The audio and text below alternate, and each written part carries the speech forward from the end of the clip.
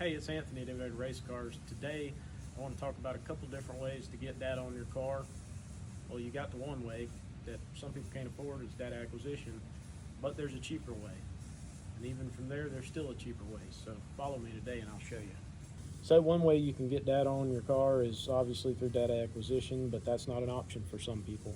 So the next best way I know to tell you to get data on your car is, one way is to put a travel indicator on your shock and spring. You can do that if you're running a bump stop or something like that.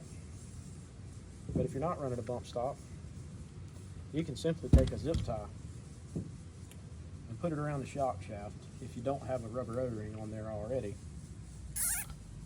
Tighten it up,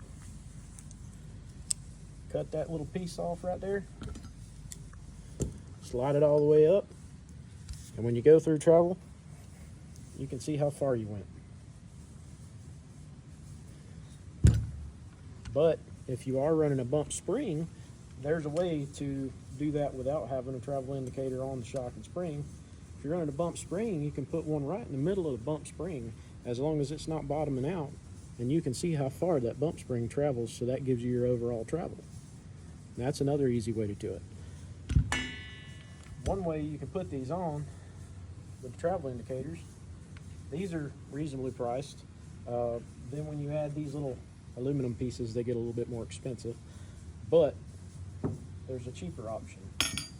If you don't have the money for the little aluminum piece, or you're in a pinch and you just don't have one, you can just take you a piece of steel or aluminum and drill a hole in it, put it at an angle, and run your shaft through there. Put your rubber O-rings or zip ties on there, and it'll tell you your travel.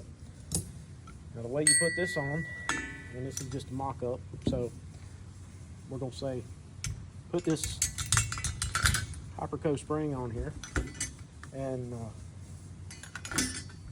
then pop that bad boy on there. Put your spring cup on.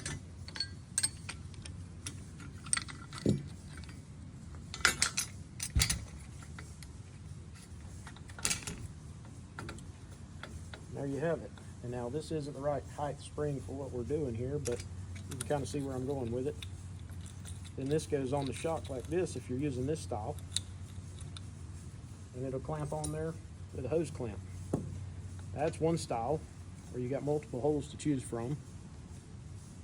And this is another style, you just got one hole to choose from. It goes on there with a clamp also.